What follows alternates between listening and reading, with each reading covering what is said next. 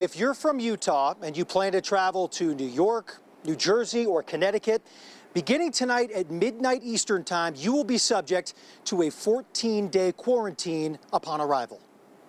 We also have to make sure the virus doesn't come in on a plane again. Governors of 3 states hit hardest by COVID-19 coming together to issue a multi-state travel advisory going into effect at midnight Eastern time. The last thing we need to do right now is to subject our folks to another round.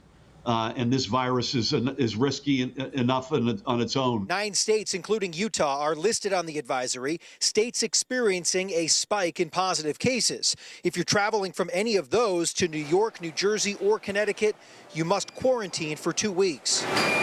Travelers we spoke with in Salt Lake City say they would have had a hard time following through with travel plans to those 3 states right now. Wow, I don't think I could do that. I would not go.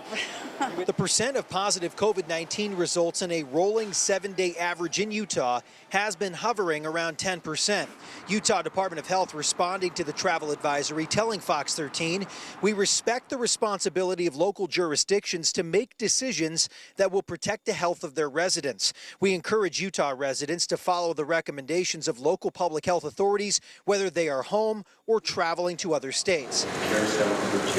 There's no indication when the travel advisory would end. Regardless, there are only a handful of direct flights from Salt Lake to either JFK in New York or Newark International in New Jersey. People have been really good until recently. I think everybody just went a little crazy thinking it's not to worry, and they need to be more careful. The restrictions impact you no matter how you plan to travel to those 3 states. If you're planning on traveling and try not quarantining, might not be a good idea. New York Governor Andrew Cuomo says you could be subject up to fines of nearly $10,000, between $2,000 and $10,000, depending on the severity level.